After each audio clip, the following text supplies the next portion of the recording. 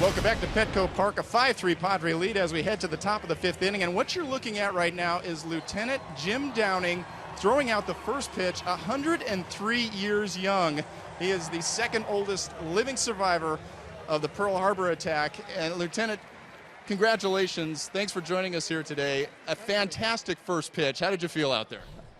Well, I wish I could have thrown it further. It was right on line, though. It was a perfect strike. Lieutenant, 19 years old is when you first joined the Navy. What was that decision all about? Why did you try to join the Navy at that age? And we got some great pictures of you, a handsome young man.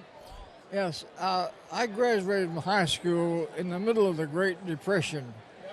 So the only way out of a small town on your own was to go in the military. I had a friend that before me was on a submarine. His take-home pay was $90 a month. My father was a bank president.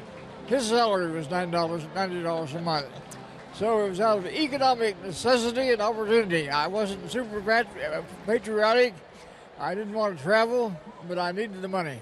It's all about the dollars at that point, huh? It worked out okay for you. So you joined, but little did you know the adventure that you were going to go on December 7th, 1941, when Pearl Harbor got attacked. What are your memories of that day?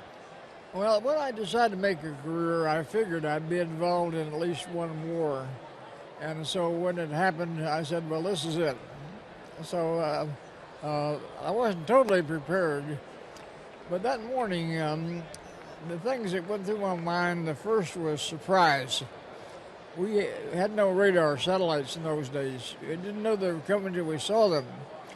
And then the first Japanese plane I got close to, the pilot banked, machine gun opened up, went over my head, and it cut me in two. So I was afraid that the next pilot would be more accurate. Well, good thing he wasn't, and the story goes on that you actually tried to get back to your ship, the USS West Virginia. You couldn't get there, so you used another ship to try to get back to your shipmates? Well, actually, we were tied up to another ship. We were outboard, she was inboard.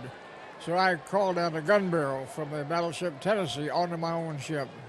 And Lieutenant, at that point, not only are you fighting off the Japanese, but at the same time, you are gathering the names of your fallen shipmates at that point. What did you then do with those names?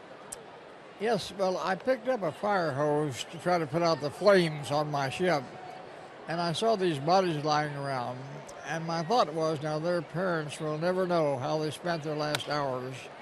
So they had name tags that were fireproof and legends fireproof. So I memorized several names and wrote to their parents.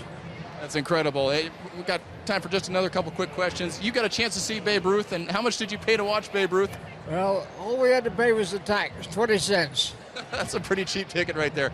Last thing, you're the oldest author. Tell us about the book that you have out right now. Yes, I've written a book. It's about Pearl Harbor. Mainly it's called The Other Side of Infamy. And it just came out 6 months ago, but it gives kind of my whole career. I had more adventures and experiences than most people I know.